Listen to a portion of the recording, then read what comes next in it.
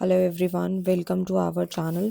सो आज जो है हम लोग स्टार्ट करेंगे लैंग्वेज अक्रॉस द करिकुलम। इसका जो पेपर है सीआरएसयू वालों का वो है 9 जून 2026 को। ठीक है, तो यानी कि कल है और एमडीयू के अभी स्टार्ट होंगे। सो उससे पहले ही मैं ये वीडियो बना रही हूँ। सो यही इंपॉर्टेंट क्वेश्चन है। टोटल 11 क्वेश्चन आपको करके जाने हैं। जो 12th क्वेश्चन है वो ऑप्शनल है, आप कर भी सकते हो और छोड़ भी सकते हो। जिनको सिर्फ पास होना है वो सिर्फ 11 क्वेश्चन कर लें, और जो अच्छे मार्क्स लाना चाहते हैं वो यहाँ पर जो है शॉर्ट नोट भी कर सकते हैं। ठीक है, सो अब हम यहाँ पे स्टार्ट करेंगे सबसे पहले क्वेश्चन के साथ। ठीक है, सो सबसे पहला क्वेश्चन क्या आता है, और इसकी जो पीडीएफ की जो लैंग्वेज है काफ़ी इजी है, बुक से काफ़ी इजी है, क्योंकि आप जितने भी लक्ष्मी पब्लिकेशन या जितने भी बुक को फॉलो करते हैं उसमें काफ़ी डेप्थ में दे रखा है और एंड मोमेंट पे तैयारी नहीं हो पाती है। वैसे वो बुक्स अच्छी हैं, बट अगर आपके पास 4 से 6 महीने का टाइम है तो आप पढ़ सकते हो। अदरवाइज़ तो आप यहाँ पे इसी पीडीएफ से पढ़ के अपना एग्ज़ाम को दे सकते हो। एक दिन पहले या 1 घंटे पहले भी आप पढ़ोगे तो आराम से अच्छे मार्क्स आ जाएंगे। इजी लैंग्वेज के साथ है और यही क्वेश्चन दिखेंगे आपको एग्जाम में, और ये हर एक यूनिवर्सिटी के लिए इम्पॉर्टेंट है। सबसे पहला क्वेश्चन आता है कि लैंग्वेज क्या होता है, लैंग्वेज का मीनिंग क्या है, उसकी डेफिनेशन क्या है, इंपॉर्टेंस क्या है, एंड लैंग्वेज अक्रॉस करिकुलम क्या होता है। तो देखो भाई, सबसे पहले मैं लैंग्वेज की बात करूं तो लैंग्वेज एक तरीके का सिस्टम है कम्युनिकेशन करने का, एक दूसरे से बात करने का। कि अगर दो व्यक्ति या टीचर या स्टूडेंट का मैं एग्जांपल लूं, या फिर किसी भी अनदर दो इंडिविजुअल्स के एग्जांपल लूं, तो वो आपस में जो भी बात कर रहे हैं, कम्युनिकेशन कर रहे हैं, उसमें एक लैंग्वेज का इस्तेमाल हो रहा है, जो कि ह्यूमन बीइंग जो है जिसमें अपनी फीलिंग, थॉट, आइडिया को शेयर करता है एक दूसरे से, जो कि बोल के, लिख कर और सिंबॉलिक फॉर्म में हो सकता है, सिंबल की फॉर्म में भी लैंग्वेज हो सकती है, जैसे इशारे में बात करना। ठीक है, रिटन भी हो सकती है और बोल के भी हो सकती है। सो इसकी एक डेफिनेशन आपको तैयार करके जानी है। लैंग्वेज जो होती है एक तरीके का स्ट्रक्चर सिस्टम होता है जिसमें काफ़ी सारे वर्ड और सिंबल गवर्नड होते हैं by rule use for communication. की जो जो कम्युनिकेशन के टाइम पे रूल्स वगैरह यूज़ होते हैं वो सारे ही कम्युनिकेशन में ज़रूरी होते हैं। सो लैंग्वेज जो है काफ़ी इंपॉर्टेंट प्रोसेस होती है। ठीक है, तो लैंग्वेज जो होती है वो हर किसी की अपनी जो है वो स्ट्रक्चर्ड वे में होती है। और लैंग्वेज के यहाँ पे कुछ इंपॉर्टेंस बताए गए हैं, जैसे इससे आपके फीचर्स वगैरह भी आप इससे बना के लिख सकते हो। कि मीन्स ऑफ कम्युनिकेशन है कि अगर हमें एक दूसरे से बात करनी है, कम्युनिकेशन करना है, तो हम लैंग्वेज का इस्तेमाल करते हैं। हिंदी भाषा हो गई, और इंग्लिश हो गई, तमिल हो गई, मलयालम हो गई, कन्नड़ हो गई, ये सारी लैंग्वेजेस हैं। मीन्स ऑफ कम्युनिकेशन की बात करूँ तो हेल्प इन एक्सप्रेसिंग आइडिया, हम अपने आइडिया, थॉट, इमोशंस को जो है शेयर करते हैं, उसको मदद करवाता है लैंग्वेज। टूल फॉर लर्निंग है एक तरीके से, यानी acquiring knowledge in all subject, सारे के सारे सब्जेक्ट में अगर हमें कोई नॉलेज लेनी है किसी भी सब्जेक्ट की, तो वो उस नॉलेज को एक्वायर करने के लिए language most important role play करती है। थर्ड आता है सोशल इंटरेक्शन। इसमें क्या होता है, help individual interact and build relationship. एक तरीके से लैंग्वेज ही हर हर इंसान को, हर इंडिविजुअल को एक दूसरे से इंटरैक्ट कराती है, उसके आपस का रिलेशनशिप बढ़िया कराती है। क्योंकि अगर हम किसी से, कोई फ्रेंड हमारा बनता है, बाहर हम जाते हैं या फिर टीचर से बात करते हैं या फिर किसी कलीग से, किसी से भी बात करते हैं, तो हमारा रिलेशनशिप बिल्ड एक लैंग्वेज की वजह से होता है कि हम कुछ बोल पा रहे हैं, वो भी कुछ बोल पा रहे हैं और हम सुन पा रहे हैं। कल्चर ट्रांसमिशन होता है, यानी कि tradition value from one generation to another, यानी कि एक जनरेशन से अनदर जनरेशन की भी वैल्यू इसमें ट्रांसमिट होती है। पर्सनालिटी भी डेवलप होती है, यानी कि कॉन्फिडेंस इंप्रूव होता है, सेल्फ एक्सप्रेशन भी देखने को मिलता है। क्योंकि जब हम किसी से कोऑर्डिनेशन करते हैं, कम्युनिकेशन करते हैं, तो हमारा कॉन्फिडेंस ऑटोमेटिकली बढ़ जाता है। और थिंकिंग एंड अंडरस्टैंडिंग की बात करूँ तो इसमें क्या होता है, रीजनिंग एंड क्रिटिकल थिंकिंग भी हमारी डेवलप होती है। क्योंकि अगर हम किसी से बात कर रहे हैं, अगर उन्होंने दो आइडिया दिए और हमने दो आइडियाज़ जो है दे दिए, या उनके दो आइडियाज़ ले लिए, सो हमें यहाँ पे क्या होता है कि हमारी जो क्रिटिकल थिंकिंग है वो भी डेवलप हुई।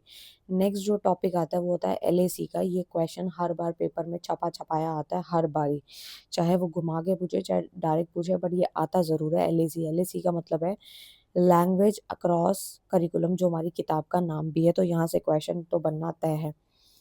सो यहाँ पर जो आता है, refers to use of language as a tool for teaching and learning in all subject. तो ये बोल रहा है कि एक तरीके से ये रेफ़र करता है कि जो भी हमारी लैंग्वेज इस्तेमाल हो रही है वो एक तरीके से टूल के तौर पे इस्तेमाल हो रही है, जिसमें teaching and learning all subject, मतलब जो भी टीचिंग हो रही है, जो भी टीचर पढ़ा रही है, लर्नर सीख रहा है हर एक सब्जेक्ट में, तो ये एलएसी जो होता है वो एक टूल होता है, नाम से भी क्लियर है, लैंग्वेज अक्रॉस करिकुलम। ये एक एक तरीके का language is not only a subject, language कोई सब्जेक्ट नहीं है बट एक माध्यम है किसका, लर्निंग अक्रॉस डिसिप्लिन। ठीक है, every teacher is responsible for developing student language skill. ये हर एक टीचर की जिम्मेदारी है, वो रिस्पॉन्सिबल है कि स्टूडेंट की जो लैंग्वेज स्किल है वो डे बाय डे जो है वो डेवलप होनी चाहिए। हर दिन वो कुछ ना कुछ नए वर्ड या नए सिंबल्स या ये सारी चीज़ें वो सीखे, सो दैट उसका डेवलपमेंट होगा। तो इसीलिए सब्जेक्ट बनाया गया है जो हमें पढ़ाया भी जा रहा है, need of language across curriculum in classroom. यानी ये जो एलएसी का कंसेप्ट है वो हमारे क्लासरूम में किस प्रकार से काम करता है और इसकी ज़रूरत क्या है। तो बेटर अंडरस्टैंडिंग ऑफ सब्जेक्ट होता है इसमें, student understand concept more clearly through language. मतलब बच्चा जो होता है वो कोई भी कॉन्सेप्ट को इजीली अच्छे से समझ पाता है, क्लियरली समझ पाता है लैंग्वेज की मदद से। अगर मान लो टीचर उसे इंग्लिश में समझा रही है, उसे इंग्लिश समझ आती है स्टूडेंट को, तो ईजिली वो यहाँ पे समझ पाता है क्योंकि उसको दोनों को वो लैंग्वेज आती है, उनका कोऑर्डिनेशन अच्छे से हो पा रहा है। तो सेकंड पॉइंट आता है डेवलपमेंट ऑफ कम्युनिकेशन स्किल। उस बच्चे के अंदर क्या होता है, क्लासरूम के अंदर कम्युनिकेशन स्किल भी डेवलप होती है, जैसे कि speaking, reading, writing, listening skills. ये सारी बेहतरीन हो जाती हैं कि जब हम क्लास में बच्चे को, कोई भी बच्चे को खड़ा करके बोलते हैं कि रीडिंग करो, तो उससे रीडिंग स्किल अच्छी होती है। लिखने का जैसे ओरल टेस्ट हो गया, स्पीकिंग, लिसनिंग, हर एक तरीके से उसका डेवलपमेंट होता है। एक्टिव लर्निंग होती है क्योंकि इसके अंदर डिस्कशन इनकरेज होता है, क्वेश्चनिंग एंड पार्टिसिपेशन भी यहाँ पे इनकरेज होता है। क्रिटिकल थिंकिंग तो मैंने अभी बताई है, स्टूडेंट को एनालाइज करने में, इंटरप्रेट करने में, इंफॉर्मेशन को मदद करता है। कौन, एलएसी, जो कि क्लास में बताया जा रहा है। इंक्लूसिव लर्निंग होती है, जैसे कि support learner from different background and ability, की हर एक बच्चा, हर एक लर्नर जो है वो डिफरेंट बैकग्राउंड से होता है, हर किसी बच्चे की अपनी एबिलिटी होती है, क्षमता होती है। बट जो हमारा एलएसी है, इंक्लूसिव लर्निंग है, इंक्लूसिव मतलब सबको साथ लेके चलो, सारे लर्नर को सपोर्ट मिलना चाहिए और सारे एक ही क्लासरूम में बैठ के अच्छे से सीख पाएँ। एकेडमिक परफॉर्मेंस भी इम्प्रूव होती है। आपको ये सब्जेक्ट क्यों पढ़ाया जा रहा है, क्योंकि जब आप भी अभी टीचर के पाथ पे हैं, इन फ्यूचर जब आप जाएँगे स्कूल में पढ़ाएँगे, तो आपको पता होना चाहिए कि बच्चे के अंदर क्या-क्या डेवलपमेंट होनी चाहिए, किस हिसाब से उसको जो है लैंग्वेज के साथ कम कोऑर्डिनेशन करना है। एंड एकेडमिक परफॉर्मेंस में इम्प्रूव होती है, यानी कि स्ट्रॉन्ग लैंग्वेज स्किल जो होती है लीड करती है better result in all subject. कि अगर उसकी लैंग्वेज स्किल अच्छी है, स्ट्रॉन्ग है बच्चे की, तो यानी वो सारे सब्जेक्ट में बेटर रिजल्ट लेकर आएगा और ये एकेडमिक परफॉर्मेंस को भी बढ़ाती है एलएसी। क्योंकि नाम ही क्लियर है, लैंग्वेज अक्रॉस द करिकुलम, कि लैंग्वेज ही सबसे बड़ा माध्यम है। कि अगर हम कोई टॉपिक समझ भी रहे हैं, तो अगर हमें जो लैंग्वेज आती है और सामने वाला जो हमें पढ़ा रहा है, टीच कर रहा है, उसको भी वही लैंग्वेज में वो हमें समझा रहा है, तो हमें ईज़िली समझ आएगी। लेकिन अगर मान लो टीचर जो है वो इंग्लिश में बोले और बच्चे को इंग्लिश ना आती हो, तो फिर वो जो है नहीं आएँगी समझ में, बाकी सब्जेक्ट भी नहीं आएँगे, क्योंकि मोस्टली सब्जेक्ट भी उसी मीडियम के होंगे। सो यहाँ पे टीचर का क्या रोल है, teacher of all subject use language effectively to explain concept. तभी हम देखते हैं कि जैसे मैं भी अब आपको पढ़ा रही हूँ, तो लाइक हिंदी में पढ़ा रही हूँ, इंग्लिश भी रीड कर रही हूँ। सो अगर मैं किसी और लैंग्वेज में पढ़ाऊँगी तो आपको समझ में नहीं आएगा, जस्ट लाइक दैट। सो यहाँ पे शॉर्ट समरी दे रखी है, लैंग्वेज की इंपॉर्टेंस, एलएसी, ये सब वही है। तो एक बार शॉर्ट में भी देख लेते हैं, ये उनके लिए होती है वैसे समरी, जो जो शॉर्ट में पढ़ेंगे, जो मैंने अभी जितना समझाया उसी का ही समरी है ये। तो एक तरीके से लैंग्वेज क्या है, कम्युनिकेशन का एक सिस्टम है, माध्यम है, कि हम किसी से बात कर रहे हैं, उसका एक सिस्टम है। इंपॉर्टेंस की बात करूँ तो लर्निंग, कम्युनिकेशन, थिंकिंग सब डेवलप होती है। एलएसी क्या है, language use in all subject, हर एक सब्जेक्ट में जो लैंग्वेज इस्तेमाल होती है वो एलएसी कहलाती है, लैंग्वेज अक्रॉस द करिकुलम, कि हर एक सब्जेक्ट में, चाहे English, Hindi, math, science, SST, सब में जो लैंग्वेज इस्तेमाल हो रही है वो एलएसी कहलाती है। ज़रूरत की बात करूँ तो इससे अंडरस्टैंडिंग एंड स्किल बेटर होती है, क्योंकि अगर हमारी लैंग्वेज सबको क्लियर है तो हमारी स्किल और अंडरस्टैंडिंग ऑटोमेटिकली क्लियर हो जाती है। सेकंड क्वेश्चन आता है लैंग्वेज के ऊपर, ठीक है। यहाँ पे वैसे तो हमने लैंग्वेज के बारे में पढ़ ही लिया था, लेकिन फिर से यहाँ पे एक लैंग्वेज की डेफिनेशन है, ठीक है। ये मैं छोड़ रही हूँ क्योंकि सेम ही है। फंक्शन पे आ जाती हूँ, function of language in classroom learning. कि कौन कौन से फंक्शन है लैंग्वेज के क्लासरूम लर्निंग के अंदर। क्लास में जब बच्चा लर्न करता है तो क्या क्या उसके फंक्शन रहते हैं लैंग्वेज के। तो सबसे पहला आता है कम्युनिकेशन फंक्शन। देखो कम्युनिकेशन तो मस्ट है। Help teacher and student exchange ideas and information, की टीचर पढ़ा रही है फिर बच्चे से क्वेश्चन भी पूछ रही है, तो वो कम्युनिकेशन हो रहा है, आपस में आइडिया एक्सचेंज हो रहे हैं, इन्फॉर्मेशन एक्सचेंज हो रही है। लर्निंग फंक्शन में क्या होता है, लर्निंग फंक्शन में आता है language act as a medium for understanding concept and acquiring knowledge. यानी कि लैंग्वेज जो है वो बहुत ही इंपॉर्टेंट रोल प्ले करती है, एक माध्यम है किसी भी कॉन्सेप्ट को समझने का या नॉलेज को लेने का। थिंकिंग फंक्शन, क्योंकि बिना लैंग्वेज के आप कुछ नहीं कर सकते। अगर लैंग्वेज आती होगी अच्छे से, समझ आती होगी, तो आप उसके बारे में जान के पढ़ के आगे बढ़ सकते हो। थिंकिंग फंक्शन होता है कि हम उसके बारे में फिर आगे सोच भी सकते हैं। अगर टॉपिक ही समझ नहीं आएगा तो हमारी रीजनिंग भी डेवलप नहीं होगी, ना ही हम कुछ एनालाइज कर पाएंगे, ना ही हमारी क्रिटिकल एबिलिटी बढ़ेगी। एक्सप्रेसिव फंक्शन होता है, यानी कि enable student to express feeling, opinion, creativity. यानी कि अगर लैंग्वेज अच्छे से आती है तो हमारी फीलिंग, ओपिनियन, क्रिएटिविटी सब कुछ डेवलपमेंट में आ जाता है। सोशल फंक्शन की बात करूँ तो इससे हम इंटरेक्शन इनकरेज होता है, कॉर्पोरेशन ग्रुप लर्निंग भी होती है। एक दूसरे से हम उस टॉपिक के ऊपर डिस्कशन कर सकते हैं अपने फ्रेंड से, जो भी हमारा क्लासमेट है। इस प्रकार से जो है बना के लिख सकते हैं। उसके बाद है कि क्या रोल रहता है, role of content subject teacher in LAC। तो जो लैंग्वेज है हम लोगों की, जो हमारी लैंग्वेज होती है वो बिल्कुल सिंपल और क्लियर होनी चाहिए, ताकि explain concept in understandable language, ताकि बच्चे को एक अंडरस्टेबल लैंग्वेज जो है वो इजीली कॉन्सेप्ट समझ में आ पाए। क्लासरूम इंटरेक्शन भी इससे इनकरेज होता है, जैसे कि डिस्कशन कर पाएगा बच्चा, अच्छे से क्वेश्चनिंग कर पाएगा, पार्टिसिपेट भी करेगा, क्योंकि उसे उस लैंग्वेज में चीज़ें समझ आ रही है तभी तो क्वेश्चन करेगा। अगर बच्चे को इंग्लिश आती है, ठीक है, और टीचर हिंदी में समझा रही है और बच्चे को हिंदी नहीं आती, तो फिर वो क्या ही क्वेश्चन पूछेगा, क्या पार्टिसिपेट करेगा, उसका मन ही नहीं लगेगा। सब्जेक्ट की वोकैबुलरी भी डेवलप होती है इससे, यानी कि help student learn technical and subject specific terms. Reading and writing skill भी इंप्रूव होती है, क्योंकि टीचर उसको रिपोर्ट राइटिंग, रीडिंग एक्टिविटी ये सब देती रहेगी time to time.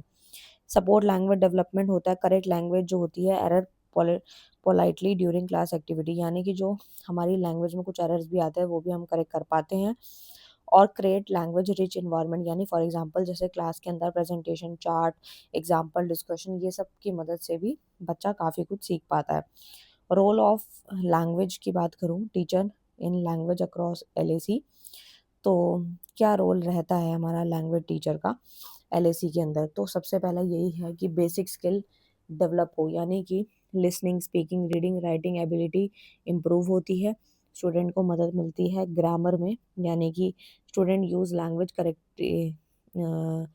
Correctly and effectively. बच्चा जो है वो हर एक जो लैंग्वेज को अच्छे से करेक्टली बोलेगा, सुनेगा, समझेगा। कम्युनिकेशन डेवलप होगी, उसके अंदर कॉन्फिडेंस आएगा, वो आगे बढ़ेगा और सब्जेक्ट टीचर के साथ अच्छे से कोऑर्डिनेट भी कर पाएगा। नेक्स्ट आता है रीडिंग स्किल क्या होता है। So reading skill refers to the ability to recognise, understand, interpret, analyse written language effectively. यानी कि रीडिंग में क्या होता है, रीडिंग एक इंपॉर्टेंट लैंग्वेज स्किल है जो कि नॉलेज को एक्वायर करने में और नए नए कॉन्सेप्ट लर्न करने में मदद मिलती है, जिसमें प्रोनाउंसिएशन आती है, आपका ये जो वोकैबुलरी है, इंटरप्रिटेशन ऑफ आइडियाज़ हैं एंड कॉम्प्रहेंशन है, ठीक है।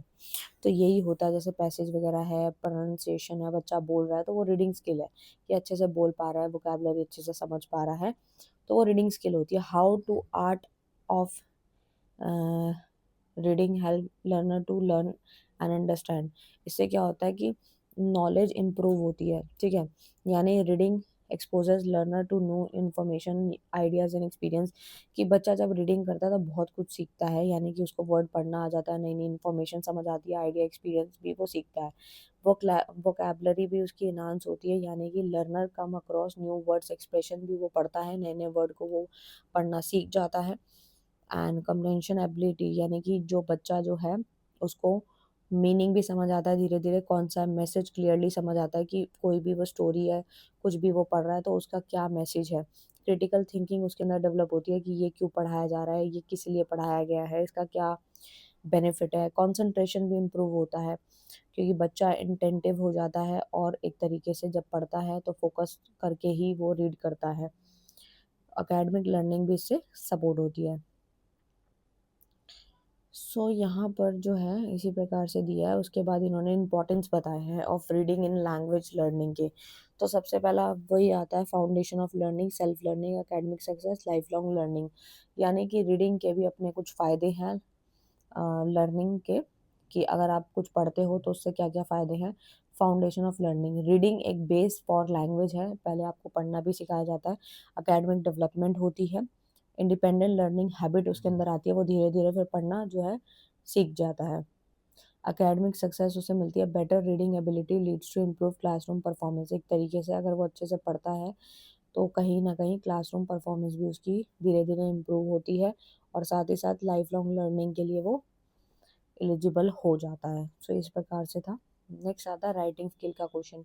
राइटिंग स्किल में एक ऐसी एबिलिटी होती है जिसमें अपने आइडिया, थॉट, फीलिंग, इंफॉर्मेशन हम लिखते हैं। ठीक है, लिखने से क्या होता है, वोकैबलरी जो है करेक्ट यूज़ करनी आ जाती है, ग्रामर, स्पेलिंग की हमें पता लग जाता है स्पेलिंग सही है नहीं, पंचुएशन, सेंटेंस फॉर्मेशन, ये सारी चीज़ों का हमें पता लग जाता है। क्योंकि जैसे आप ग्रामर का कोई भी सेंटेंस बनाते हैं तो आपको पता लग जाता है कि कौन कौन से जो है सेंटेंस बनाने में क्या क्या चीज़ें इस्तेमाल करनी है, नाउन, प्रोनाउन, वटेवर जो भी। इंपॉर्टेंस क्या है art of learning, art of writing in learning a language. तो सबसे पहला कम्युनिकेशन का इम्प्रूव होना, लैंग्वेज एबिलिटी, ये वही सेम पॉइंट्स हैं। क्रिएटिव एक्सप्रेशन भी इनकरेज होती है, थिंकिंग स्किल भी डेवलप होती है।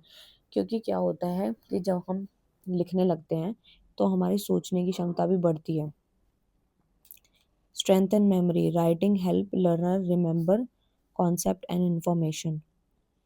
फिर आता है एकेडमिक अचीवमेंट भी सपोर्ट होती है, जैसे कि असाइनमेंट, एग्जामिनेशन, नोट मेकिंग, ये सब हम खुद लिखते हैं, और जब लिखते हैं तो कुछ ना कुछ अपना दिमाग लगा के कुछ ऐड ऑन करते हैं, उससे कॉन्फिडेंस आता है हमें। ये सारे पॉइंट्स हैं, तो ये आप लिख सकते हैं। नेक्स्ट क्वेश्चन जो आता है वो आता है आपका लैंग्वेज एक्वाइजिशन इन चिल्ड्रन। लैंग्वेज एक्वाइजिशन क्या है? लैंग्वेज इसमें बताइए एक नेचुरल प्रोसेस है through which children learn and understand language. बच्चा जो है वो चीज़ें सीखता है और अंडरस्टैंड करता है लैंग्वेज को। ठीक है, अब जैसे कि इसके अंदर बताया गया, जैसे लिसनिंग हो गया, स्पीकिंग हो गया, रीडिंग, राइटिंग, सब कुछ इसके अंदर आता है। जैसे कि इसमें process of language एक्वाइजिशन in children बताया कि जब बच्चा 0 से 6 महीने तक जो बच्चा होता है वो सिर्फ और सिर्फ रोता है, क्राई करता है एंड साउंड। ठीक है, सिर्फ उसकी साउंड आती है लेकिन वो कुछ ढंग से वर्ड को बोल नहीं पाता। They respond to voices and sound around them. उसको हम प्री लैंग्वेज स्टेज कहते हैं, जब बच्चा 0 से 6 मंथ्स के बीच होता है। लेकिन उसके बाद आती है बैबलिंग स्टेज जो आती है 6 से 12 महीने में। यानी जब बच्चा 6 से 12 महीने के बीच में होता है तो वो क्या करता है, children start repeating simple sound. वो सिंपल साउंड्स को ही जो है प्रोनाउंस करता है। They imitate sound hear from adult. जो बड़े बड़े अडल्ट होते हैं उनसे वो सुनता है, लेकिन वो ज़्यादा क्लियरली वर्ड नहीं बोल पाता। लेकिन हाँ, जैसे छोटे छोटे, जैसे BA हो गया, मामा हो गया, बाबा, ऐसे वर्ड वो छोटे छोटे इस्तेमाल करता है।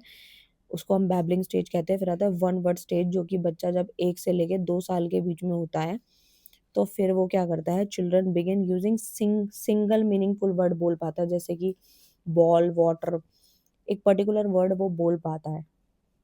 वो 1 से 2 साल के बीच में होता है। फिर आता है 2 वर्ड स्टेज, 2 ईयर्स में आती है। चिल्ड्रन कंबाइन करता है, बच्चा 2 वर्ड को जो है कंबाइन करता है और एक्सप्रेस करता है आइडियाज़, जैसे कि वांट टॉय, ईट फूड, ये सब। फिर आता है 2 to 3 ईयर्स, जब बच्चा 2 से 3 साल के बीच में होता है तो वो क्या करता है, शॉर्ट सेंटेंस फॉर्म करता है विदाउट ग्रामर वर्ड। तो उसे हम टेलीग्राफिक स्पीच स्टेज कहते हैं, जैसे कि आई गो स्कूल, ऐसे। डेवलपमेंट ऑफ ग्रामर कब आती है, 3 से 5 साल के बीच में आती है, जिसमें वोकैबलरी इंक्रीज होती है बहुत तेजी से। Children begin using proper grammar and complete sentence. Seventh आती है, जो लास्ट स्टेज होती है, वो होती है school age stage. Reading and writing skill develop. जब बच्चा स्कूल जाने लगता है तो वो फिर रीडिंग करना और राइटिंग स्किल उसके अंदर डेवलप हो जाती है। इसमें फिर आता है, नेक्स्ट आता है कौन कौन से फैक्टर इफेक्ट करते हैं लैंग्वेज एक्वाइजिशन के। तो सबसे पहला तो आता है family environment. Interaction with parents and family member support language learning. कि बच्चा जो है वो अपने पेरेंट्स से जो सीखता है, फिर वो वही बोलता है। सोशल इन्वायरमेंट में आता है कि जब वो अपने फ्रेंड से या फिर सोसाइटी से कम्युनिकेट करके सीखता है। इंटेलिजेंस एंड मैच्योरिटी बोलो तो मेंटल ग्रोथ होती है जो कि इन्फ्लुएंस करती है लैंग्वेज एक्वायरेशन को। स्कूल और टीचर्स भी उसे काफ़ी कुछ सिखाते हैं, उसकी लैंग्वेज स्किल को इम्प्रूव कराते हैं। मीडिया एंड टेक्नोलॉजी की बात करें तो स्टोरी, टेलीविज़न, डिजिटल मीडिया उसकी वोकैबुलरी और कम्युनिकेशन को इन्फ्लुएंस करता है ताकि वो कुछ नए-नए वर्ड बोल पाए। फिर आते हैं इसके इम्पोर्टेंस क्या है लैंग्वेज एक्वायरेशन के, communication, cognitive, social and academic. Communication में क्या होता है, कम्युनिकेशन डेवलपमेंट होता है help children express thought and feeling, कि बच्चे को उसके आइडियाज़, थॉट, फीलिंग एक्सप्रेस करने में मदद करता है। और कॉग्निटिव डेवलपमेंट में क्या होता है, उसकी थिंकिंग, रीजनिंग एबिलिटी पहले से बेहतर होती है, बच्चा दूसरे से इंटरेक्ट करता है, वो सोशल है। एकेडमिक में आता है कि लैंग्वेज एक एसेंशियल पार्ट है हर एक सब्जेक्ट को सीखने का। नेक्स्ट आता है स्पीकिंग स्किल क्या है। तो देखो भाई, स्पीकिंग स्किल एक ऐसी एबिलिटी है जिसमें हम आइडिया, थॉट, फीलिंग ओरली और क्लियर एंड इफेक्टिव मैनर में जो है, जैसे हम कुछ भी बोल रहे हैं, ठीक है, तो हम अपने आइडियाज़ को क्या कर रहे हैं, एक्सप्रेस कर रहे हैं, अपने थॉट को एक्सप्रेस किया, जो हमारे मन में चल रहा है वो हमने बोल के बताया, तो वो स्पीकिंग स्किल है। ये इंपॉर्टेंट प्रोडक्टिव लैंग्वेज स्किल होती है जो कि हम अपने कम्युनिकेशन में इस्तेमाल करते हैं। इससे हमारा प्रोनाउंसिएशन, वोकैबुलरी, कॉन्फिडेंस, फ्लुएंसी बढ़ती है। साथ ही साथ इसके अंदर यहाँ पे जो है नीड बताई गई है इसकी। नीड, ज़रूरत क्या है, डेवलपिंग स्किल, स्पीकिंग स्किल की। तो कम्युनिकेशन इफेक्टिव होता है यानी कि लर्नर एक्सप्रेस कर पाता है अपने आइडियाज़ को क्लियरली और कॉन्फिडेंटली।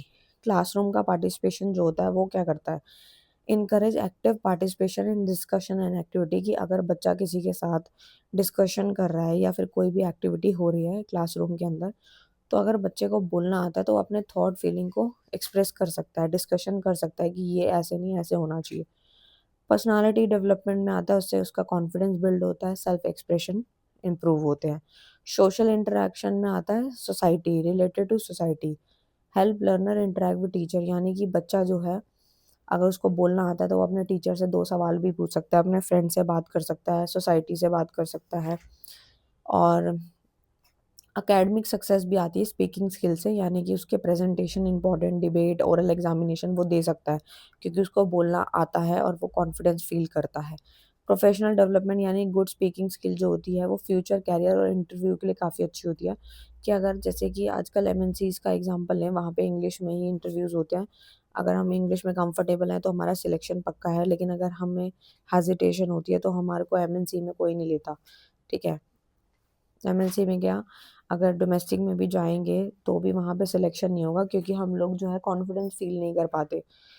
तो ये सब है, क्या-क्या उद्देश्य हैं इसके, तो सबसे पहला वही है, इससे फ्लुएंसी डेवलप होती है क्योंकि अगर आप कोई भी चीज़ बार-बार बोलते हैं, उसके ऊपर मेहनत करते हैं, तो आप उस बोलते हो, स्मूथली बोलते हो और कॉन्फिडेंटली बोलते हो। प्रोनंसिएशन जो होता है वो भी इम्प्रूव होता है, आप वर्ड को प्रोनाउंस करते हो एकदम करेक्टली। वोकैब्युलरी भी एनहांस होती है, यानी कि एक वर्ड को आप एक मीनिंगफुल तरीके से कैसे इस्तेमाल कर सकते हो। कॉन्फिडेंस डेवलप होता है, क्लियर एक्सप्रेशंस होते हैं, ये सब आप लिख सकते हैं।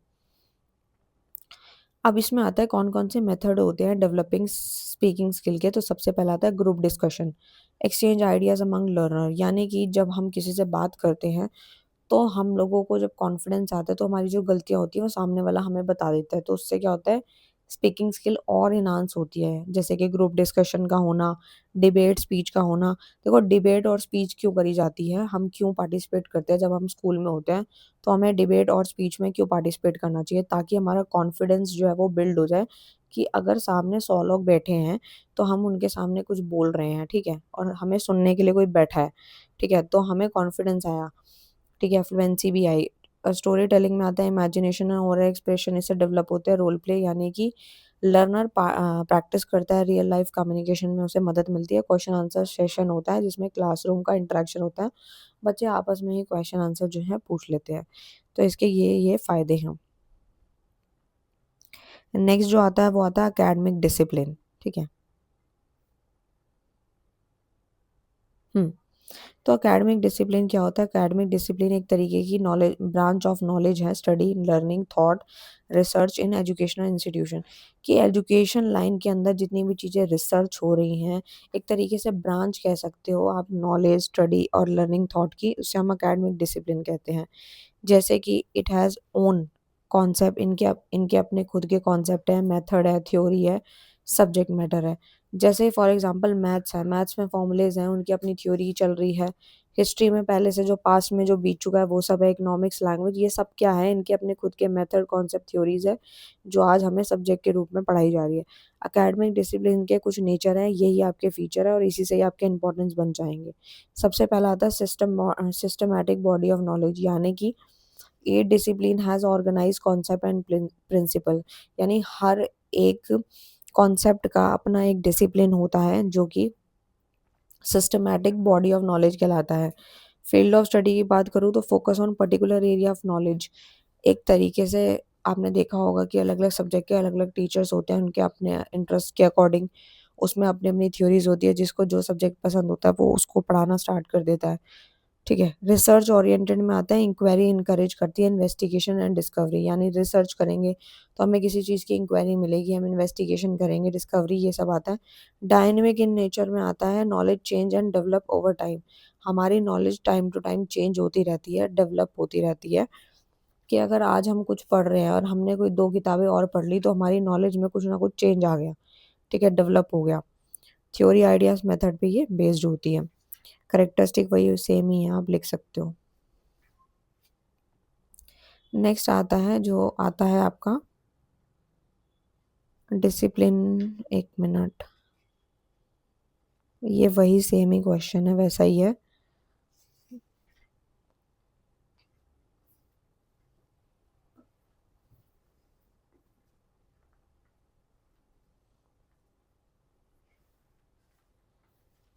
रीडिंग स्किल शायद मैंने आपको करा दिया है।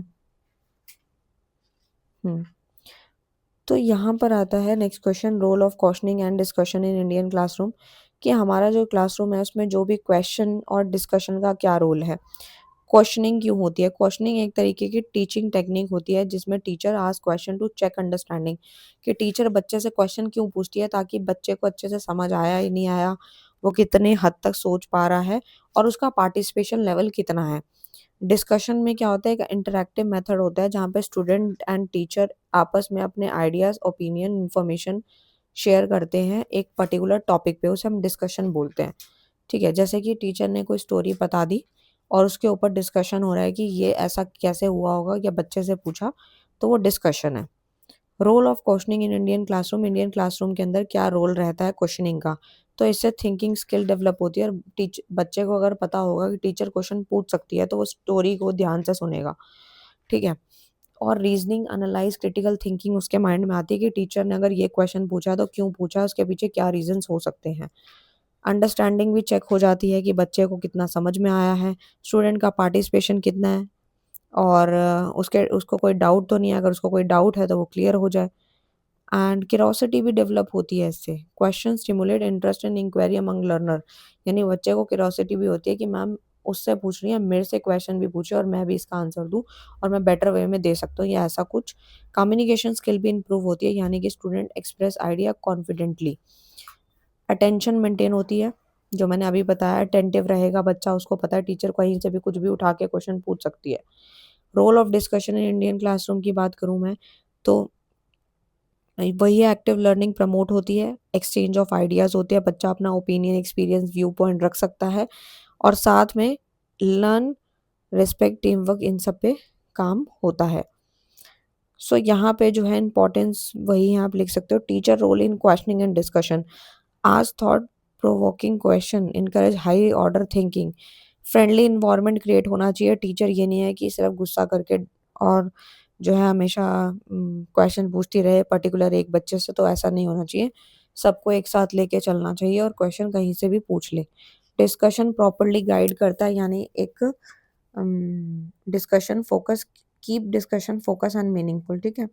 इक्वल पार्टिसिपेशन इनकरेज होना चाहिए, यानी सबको जो है अपॉर्चुनिटी मिलनी चाहिए। जो चीज़ मैंने एग्जाम्पल ऐसे समझा दिया वही यहाँ पे सब लिखा हुआ है। ये वही क्वेश्चन है, क्वेश्चनिंग का ही है। नेक्स्ट आते हैं, लास्ट क्वेश्चन है, इसके बाद ये वीडियो समाप्त हो जाएगी। शॉर्ट नोट है, जैसे कि जो टॉपिक ऑलरेडी मैंने समझा दिए हैं वो शॉर्ट नोट में आ सकते हैं, इसीलिए डाले हैं।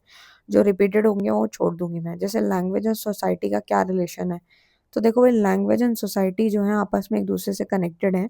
लैंग्वेज एक मेन मीडियम है, माध्यम है कम्युनिकेशन करने का सोसाइटी में। बिना लैंग्वेज के आप सोसाइटी से बात नहीं कर सकते। सोसाइटी क्या करती है, इन्फ्लुएंस करती है लैंग्वेज थ्रू कल्चर।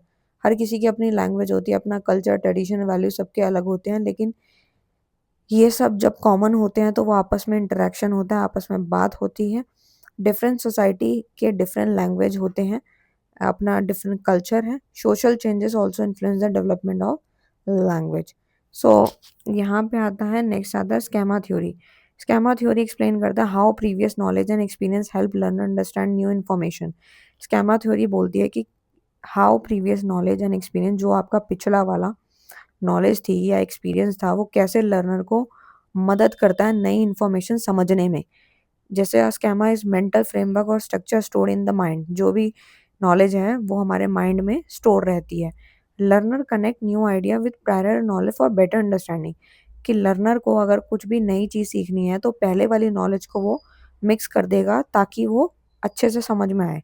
जैसे टीचर ने अगर एक दिन पहले कोई टॉपिक पढ़ाया और वो थोड़ा-सा पढ़ाया और टीचर ने कहा कि मैं नेक्स्ट दिन इसको ख़त्म करूँगी। तो कल वाली जो स्टोरी थी या कल वाला जो टॉपिक था, उसको आज वाले से रिलेट करके, मिक्स करके जो न्यू आइडिया आया, न्यू इन्फॉर्मेशन आई, उसको स्केमा थ्योरी कहते हैं। ये हमारे पास एक्सपीरियंस पे बेस्ड होता है। कॉम्प्रिहेंशन एंड लर्निंग में मदद करता है, मेमोरी और इंटरप्रिटेशन में भी मदद करता है। कि टीचर ने बोला कि कल वाला टॉपिक दोबारा रिपीट नहीं होगा, उसके आगे पढ़ें। तो इससे मेमोरी भी इम्प्रूव होती है। नेक्स्ट आता है मल्टीलिंग्विज्म इन इंडियन सोसाइटी। तो ये क्या है, तो बेसिकली इसके अंदर क्या होता है, it means that use of more than one language by individual और कम्युनिटीज। कि यहाँ पे एक से ज़्यादा लैंग्वेज का इस्तेमाल होता है किसी इंडिविजुअल या किसी कम्युनिटी द्वारा। क्योंकि नाम से क्लियर है, मल्टी मल्टी में दो से ज़्यादा चीज़ें आती हैं। इंडिया एक क्या है, मल्टीलिंगुअल कंट्री है, जो कि विद मैनी लैंग्वेजेस, काफ़ी लैंग्वेजेस यहाँ बोली जाती हैं। जैसे कि आपको पता ही होगा, हिंदी, इंग्लिश, रीजन लैंग्वेज जो वाइडली यूज़ होती है, जो भी लोग यहाँ रह रहे हैं उसके अकॉर्डिंग यहाँ पे यूज़ होती है। People often speak religion and national international language together. यहाँ पे हर तरह की भाषा इंसान बोल लेता है। और इसके फ़ायदे क्या हैं, कल्चर डाइवर्सिटी से प्रमोट होती है, नेशनल यूनिटी, एकता बनी रहती है, एंड कम्युनिकेशन भी इन्हांस होती है, लर्निंग अपॉर्चुनिटी भी बढ़ती है। एक तरीके से ये इसका फ़ायदा क्या है, लर्नर कनेक्ट कर पाता है पुरानी और नई नॉलेज को, अंडरस्टैंडिंग ऑफ कॉन्सेप्ट भी इम्प्रूव होते हैं, लर्निंग मीनिंगफुल और इफ़ेक्टिव होती है। तो अब जो नेक्स्ट वाला आता है वो आता है स्कैनिंग, स्किमिंग क्या होता है। तो देखो भाई, स्कैनिंग जो होता है एक तरीके से readily quickly to find specific information. For example, searching date, name, fact. आप कुछ नाम सर्च कर रहे हो, कोई फैक्ट सर्च कर रहे हो, क्विकली आपको कुछ इन्फॉर्मेशन फाइंड करनी है, तो वो स्कैनिंग आता है। स्किमिंग में क्या होता है, reading rapidly to get the main idea of the text, focus on heading. जब हम कुछ पढ़ते हैं, तेजी से पढ़ते हैं, बहुत फास्ट तरीके से पढ़ते हैं, जिससे कि हमें मेन आइडिया ऑफ टेक्स्ट पता लगता है। जैसे कि फोकस ऑन हेडिंग, हमने हेडिंग पे फोकस किया, कीवर्ड पे किया, समरी पे किया, तो उससे क्या, हमने तेजी से पढ़ भी लिया और हमें उस पूरे कंटेंट का एक समरी समझ आ गया, उसको हम स्किमिंग कहते हैं। उसके बाद जो है, इससे टाइम बच जाता है, एफिशिएंसी जो है वो भी इम्प्रूव होती है, बेटर अंडरस्टैंडिंग भी होती है। Responding to style, tone, register of language क्या होता है, तो देखो भाई, सबसे पहले स्टाइल क्या होता है, refers two way language is use, कि आप जो है उस लैंग्वेज का किस तरीके से इस्तेमाल कर रहे हैं बोलने या लिखने में, उसे हम स्टाइल कहते हैं। टोन की बात करें तो एक फीलिंग एक्सप्रेस्ड होती है थ्रू लैंग्वेज, कि आपने अपनी उस लैंग्वेज में कैसी फीलिंग एक्सप्रेस करी है। कहते हैं ना कि हम जब भी कुछ बात करते हैं तो कहते हैं ना, हम कि आपकी टोन कैसी है, मतलब बहुत अच्छी है, कैसी है, या फिर अच्छे से बात नहीं हुई। रजिस्टर की बात करें तो refers to the level of formality use according to situation. ये सिचुएशन के हिसाब से जो यूज होती है उसे हम रजिस्टर कहते हैं। एक तरीके से ये इफेक्टिव कम्युनिकेशन में मदद करती है।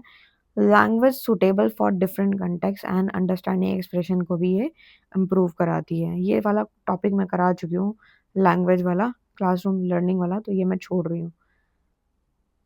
उसके बाद जो है